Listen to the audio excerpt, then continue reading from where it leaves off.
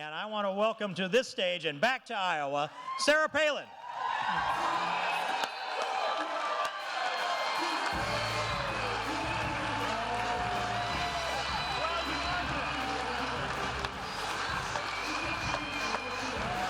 Thank you so much, Iowa. Thank you. Oh, man. Let's government more fun. Thank you so much. I am so happy to get to be here. Thank you. Oh, I thank you so much. It is so great to be back in Iowa. We have great memories here of the many trips now that we've been blessed to take here. Of course, the '08 campaign, and then the even more fun Tea Party rally that we had in Indianola. That was fun. We've had, chowing down on fried everything at your state fair, of course. And then one year, thinking that a bit after the fair, I was going to work some of it off. So we drive up to Storm Lake, and I'm thinking, there was a half marathon going on. I'm thinking, hey, I can go incognito. I'm going to jump into this race. And incognito, Latin for me, it means no makeup.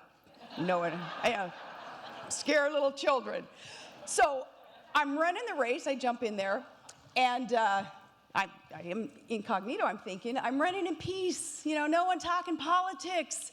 Of course, I'm sucking air the whole way, so I can't talk anyway. But no, press there with those suspicious thinking of theirs, signals. Oh, she's in Iowa. What is she doing?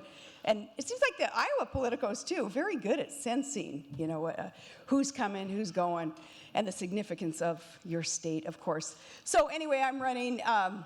But no press kind of bugging me about, are you going to run for president or not? Because that was the year of that question.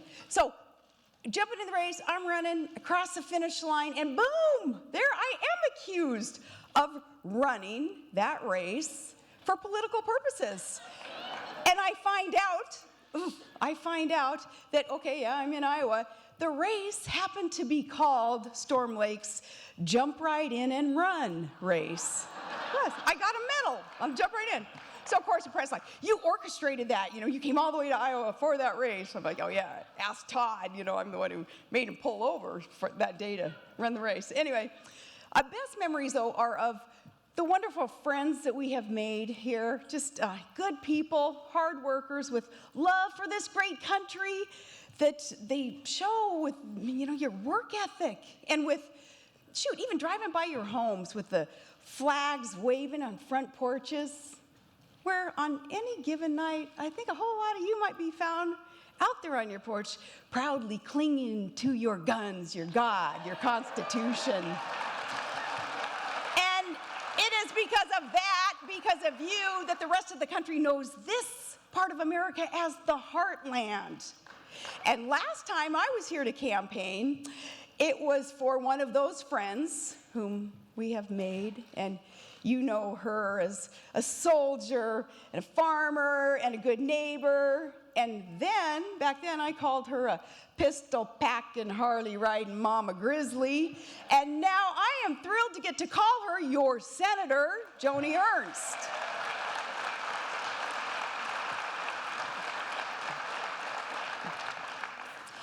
Well, other friends too. It was here in Iowa that I first met a big, burly, bold, but kind of sheepdog, humble type of guy, a guy who wanted to help us out with security. And so happy to get to bring him to Iowa and get to know him very well, because he was a veteran, and my heart for the military. He was incredibly humble, and we became friends with him over the years, and Todd and he especially becoming friends. We learned more and more about his amazing story, and it is the story of so many of our vets, incredible sacrifice to protect our freedoms. And while we miss that particular friend now, we are so happy that the rest of America is getting to know more and more the story of American sniper Chris Kyle. It was here that we were introduced to Chris.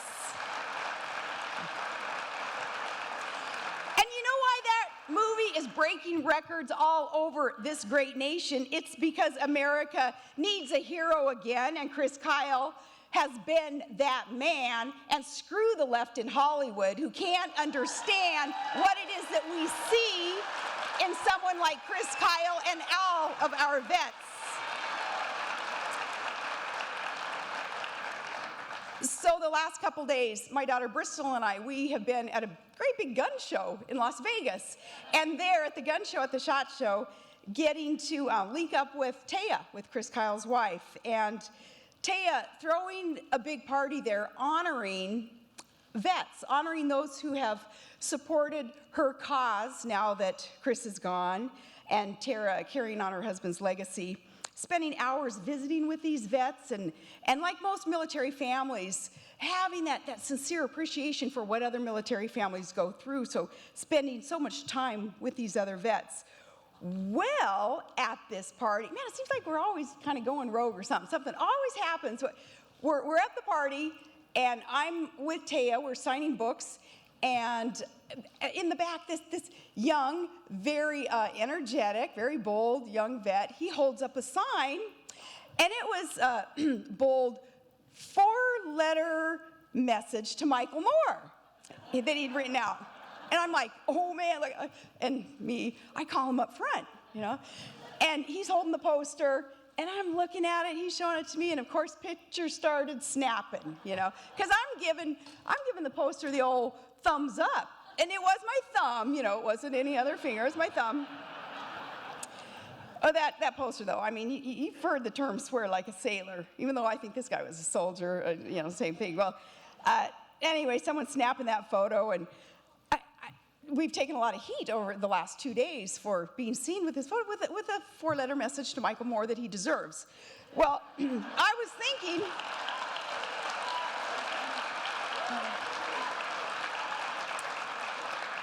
okay, we'll take that heat. That's okay, because what the poster said is what the rest of us are thinking. It just said it.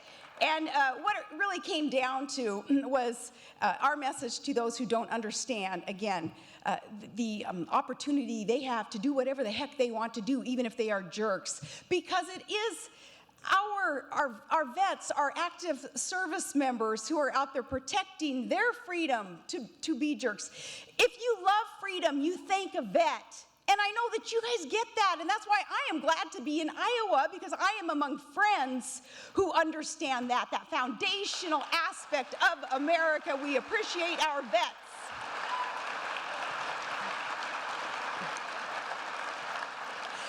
Okay, and one other, this connection to Iowa before I get to the meat of the speech, okay? Someone else who hails from the Hawkeye State, just speaking of Bristol, being here with me, part of the family. Maybe you've seen her in the news recently because photos of her were posted, and they were candid photos. She was au natural, just nothing on but leather, a strip of leather. A collar, my dog, Jill Hadassah. She's from Iowa. She was trained here in Iowa, Jill was, and as Congressman King was alluding to, another scandal with the Palins. These pictures were posted of her because she has been trained as a companion for my youngest child, Trig, who has special needs. And this beautiful, strapping, healthy lab of ours, Jill, she was trained by the same talent at the Puppy Jake Foundation that trains service dogs for our vets. Yes. So we've been honored to get to be a part of that organization and that charity and our dog. We're happy that Jill is from Puppy Jake Foundation, our connection to Iowa. So anyway, these pictures, well, it was just scandalous that I would show our big, strapping, as I say, healthy lab, letting my little tiny boy use her as a stepping stool to get to reach the kitchen sink. He kind of stood on her and looked down into the sink. I took a picture and I said, hey, this is what turning a stumbling block into a stepping stone is all about, and we should all live that. Totally innocent. Who in the world would have thunk that it would become this huge scandal that these pictures were? But the usual suspects, they just went loco. They just went absolutely crazy. And, yeah, the rest of this tinderbox of a world, everything that's going on in it, right? And yet this was just the most outrageous thing that had happened. PETA, barking their tired old death threats against us, and I'm thinking, oh, get in line, weasels, Yeah. They're howling through the press, cruelty to animals, Sarah Palin, which surprised me considering what it does that Joni does to those poor, defenseless, really great taste in Iowa hogs. Yeah, and not to mention what the president admitted to doing to those innocent Indonesian puppies, Yeah. So Jill Hadasha, she is wonderful. She's another connection to Iowa, and her motto is, better a stepping stone than a snack. Yeah. Better stepped on than scarfed up, and yet media crucified us, but that's all right. We're getting used to that. Thank you so much, Citizens United. Awesome group. Thank you for the invitation. And of course, Congressman Steve King. My goodness, Steve, very strong. He going rogue there in D.C., putting principle over party privilege by being one of the brave, one of the few to actually pull the lever for change in congressional leadership so we can have new energy and we can have that conservative movement, the policies that will get the country back on the right track. He voted for that change. Mostly, though, I thank you for being here. Thank you. Today, you hearing many words from many different people, but one thing is in common, and that is we believe what Ronald Reagan believed. That is, we are a people who have a government. It's not a government that has a people.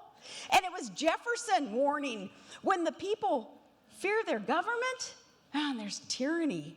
But when government fears the people, there's freedom. We're here in the name of freedom.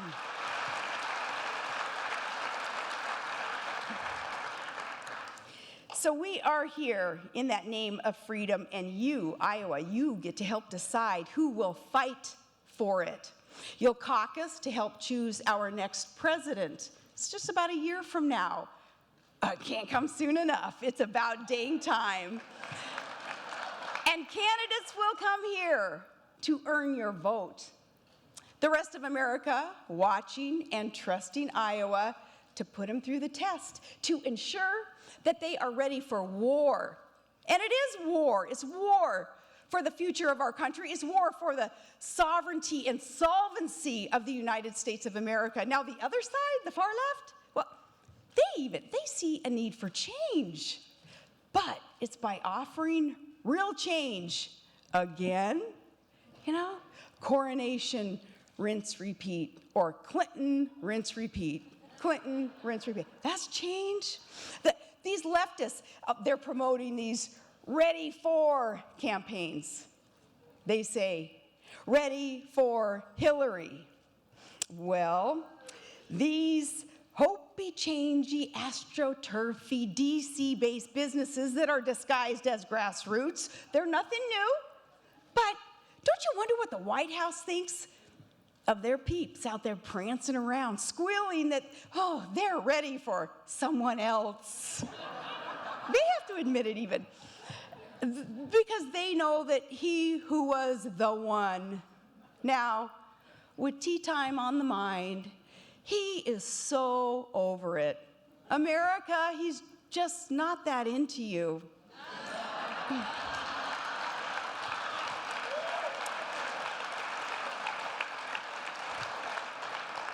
But the $18 trillion question, though, is, well, do the candidates that they're ready for represent any real hope, any change? Or is it more of the same old failed statism that we suffer from? What can they do differently to put an economy on the side of the middle class instead of the side of their crony capitalists?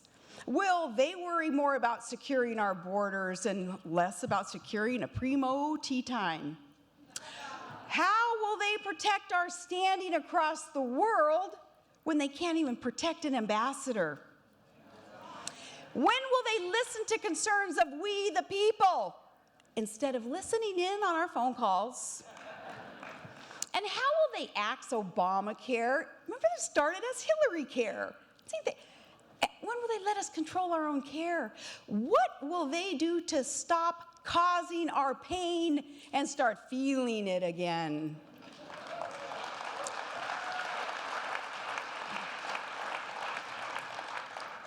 Well, in other words, is Hillary a new Democrat or an old one?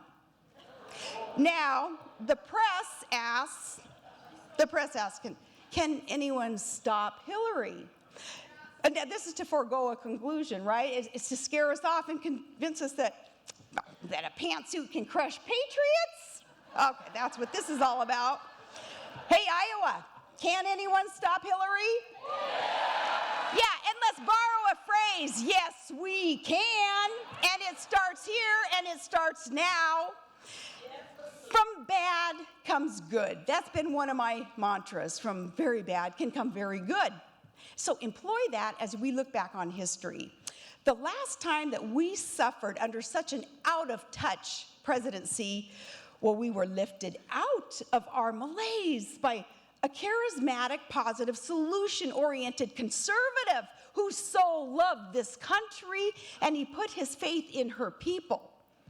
We can't have the Gipper back. But we can offer that steady, smart, stiff-spine leadership that Reagan did, and that's our challenge. To paraphrase the great communicator, to give the people real hope, well, now is the time for bold, conservative colors, not establishment pale pastels.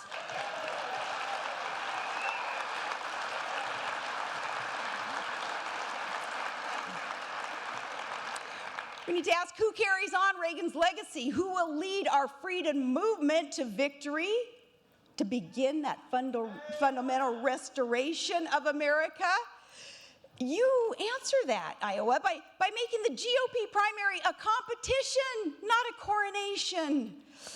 Our party is at a crossroad, and many voters, some in my own family even, they've lost faith in the GOP machine, and they're registering as independents. So many voters across the country, independent.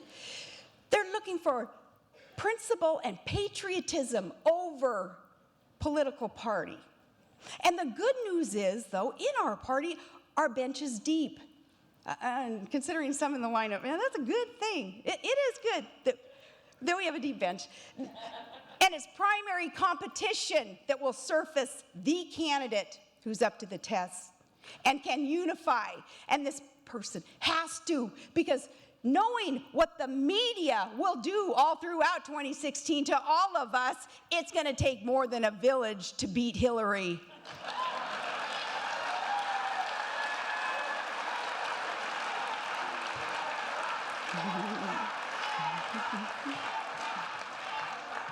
Well, okay, and here's how we do it, okay?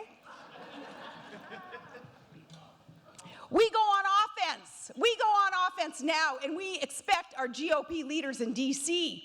to get on offense because we, the people, we realize that this is war. As I say, it is war for the solvency, the sovereignty of the United States of America.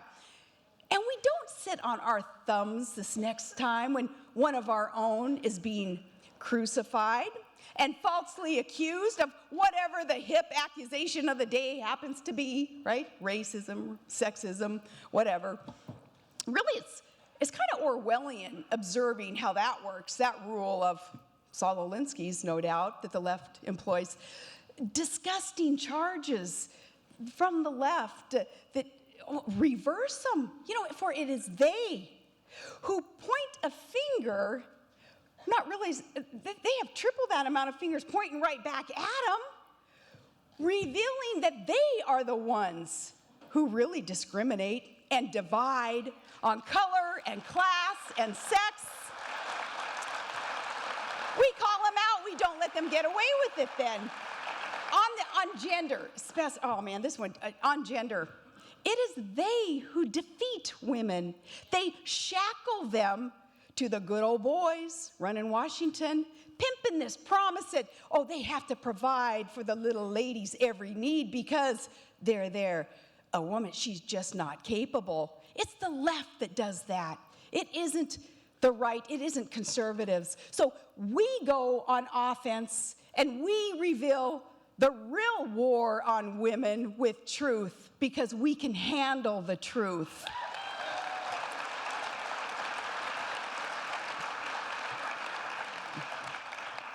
We give that, then we give hope. We give hope and we give a real choice. And we walk it, we don't talk it, by proving to voters what works. And we do that by only supporting those who've actually done the job, who've cut government and incentivized the private sector and never compromised on freedom. And proof that that works, look at the conservative governors. They're accountable. They administer.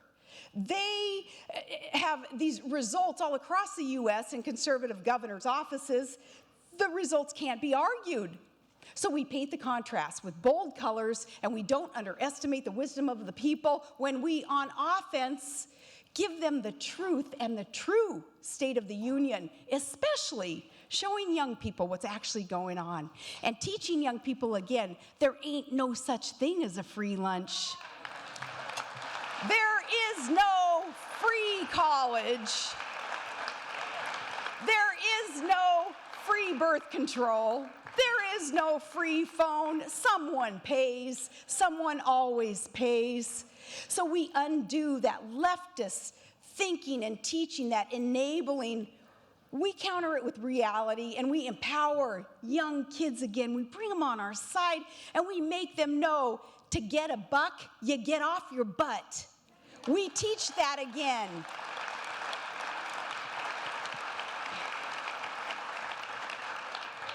And we get honest on national security. We give hope to the people that we need not, we will not succumb to evil. And we call it as it is. We address it. That must be, by the way, that 800-pound elephant in the room of the White House that the radical left won't even name. They won't even name the threat to our way of life today. We'll hit it. We'll name it. It is any Muslim who would choose evil, whose loyalty to a death cult perversion is so darkened and has deceived their soul that they actually think that they're welcome here to transform here? No. What we do, we strengthen our military, we respect our troops, and we let them, our troops as our gatekeepers, we let them tell jihadists, this is our house, get the hell out.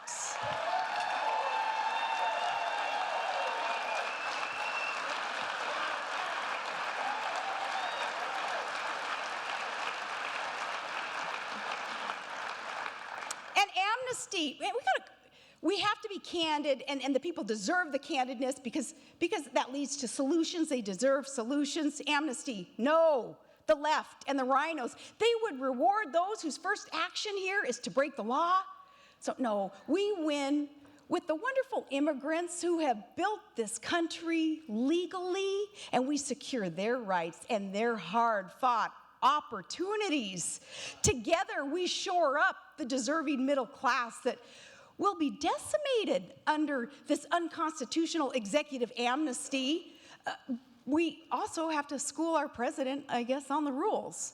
An impatient president doesn't just get to trample our Constitution and ignore Congress just because he doesn't get exactly what he wants every time he wants it. It's, with all due respect to the office of the presidency, it's like an overgrown little boy who's just acting kind of spoiled. And moms, we don't put up with that, do we? No. Well, dads either, but no. In fact, this reminds me of Bristol. When she was a little girl in preschool, she can testify to this. She came home from preschool one day, and her cool teacher, her awesome teacher, beautiful, sharp woman whose family had come from Mexico years ago. And Bristol said, Mom, Mrs. Huey's mommy and daddy, They are so happy that they got to come to America, and the daughter, she became a teacher. They're so happy, and they love this country so much that they named her after our country. My teacher's first name is Land. And I thought, Land? Oh, poor guy. I mean, that's something maybe a Palin kid would have to suffer through the rest of their life. Oh. But no, Bristol hadn't gotten quite right. The teacher's real name was America. The parents had named her America. And so I was explaining that to Bristol. It's not land or globe, or it's America. And Mrs. Huey taught Bristol, and all my kids, all of us, a lesson that our president must have missed. When her students would whine about something not getting their way exactly as they wanted in that preschool class, she would sing this little mantra. America said, "You get what you get and you don't throw a fit." That is what our president must have missed growing up, because its insistence, its lawlessness of he trying to get his way, it tramples our Constitution. So from debt, and I won't even get into all the details of everything, but from debt. You know, normal people, when they're in a hole they don't want to be in, the first thing they do is stop digging. I don't know what is wrong with the leaders in this country who understand we are in a hole we don't want to be in, and they keep digging.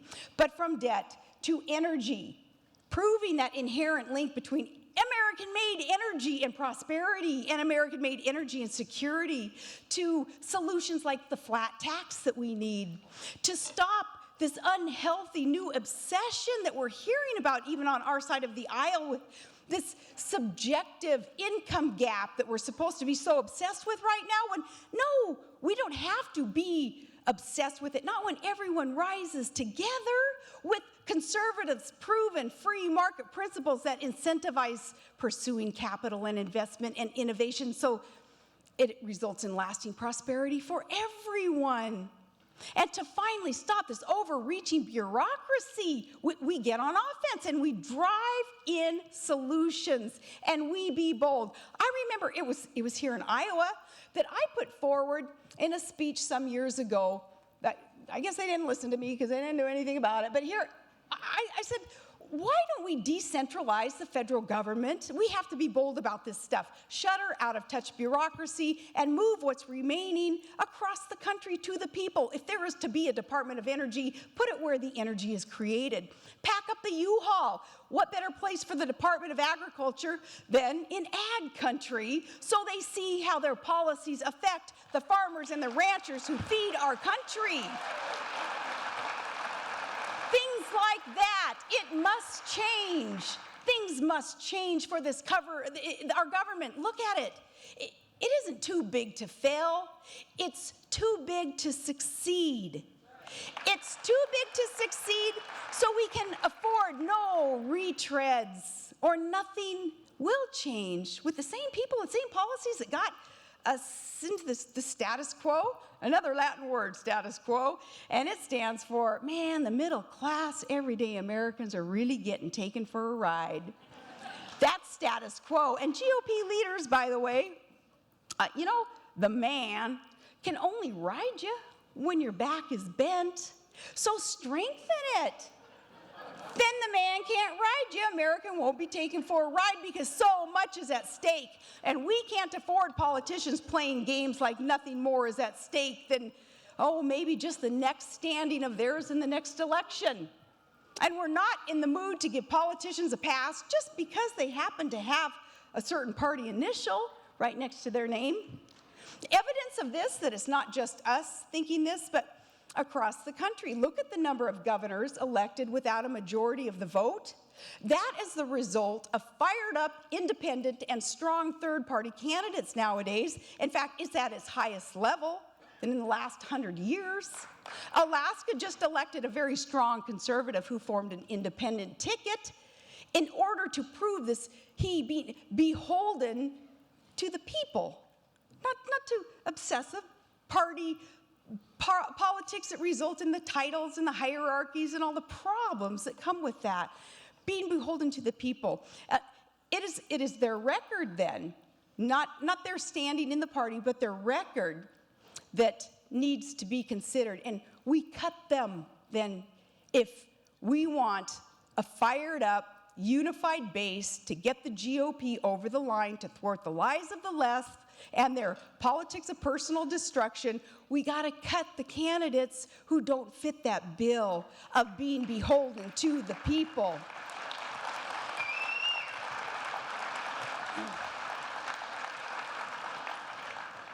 See, we'll vote for those who have a record to prove it. And voters of all stripes are desiring something to vote for this time. For their American dream, not just against tired, failed policies. They will vote for that American dream for their kids and their grandkids. So we have to be careful going through the primary process not to marginalize any independent, common sense conservative. Hey, let's also take the sign off the door to the Oval Office, you know, that one that said for a while, no girls allowed. Take that off the wall, okay? And we remember what Margaret Thatcher would always remind her constituents anyway, that if you want something said, you ask a man. If you want something done, you ask a woman. And America is ready to get stuff done. So we take the ball, and we drive to victory, and we give real hope with real solutions, grounded in time-tested truths.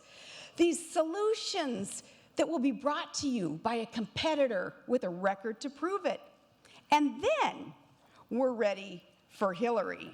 Now, I'm ready for Hillary. Are you? Are you coming?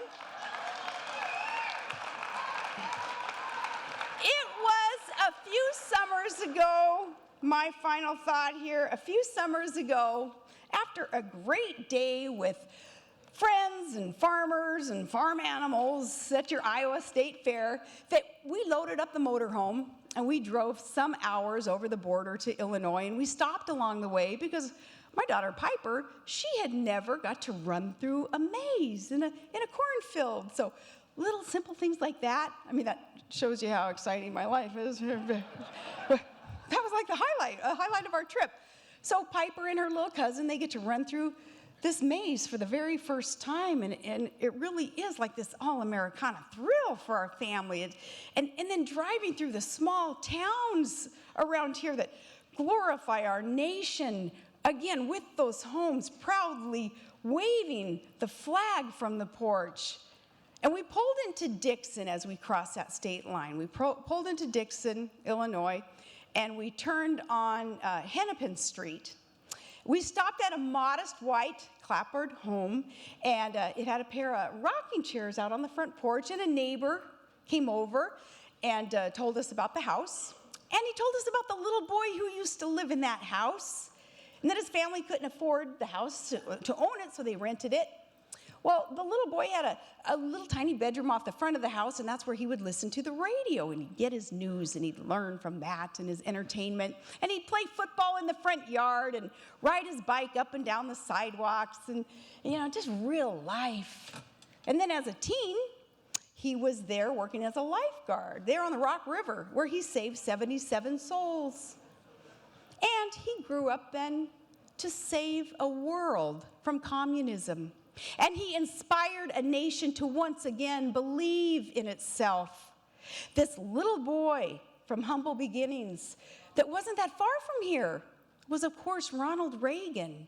And he never forgot where he came from, those roots in the heartland. And his story is our story. It embodies the American dream. It's a dream that we all must be willing to sacrifice for and to fight for today, now more than ever. Together, dreaming that, living it, working for it, we can make sure that the dream lives and that we know that our best days are still ahead. And I have every confidence that when conservatives rise to that challenge and offer a real choice, We will have a rebirth of successful conservative leadership like Reagan gave us. And the American people will once again be inspired and be united as proud, secure citizens of the greatest nation in the history of the world. And I thank you, Iowa, for being a center of that. I say, God bless you, Iowa. God bless the United States of America. Thank you. Thank you, guys.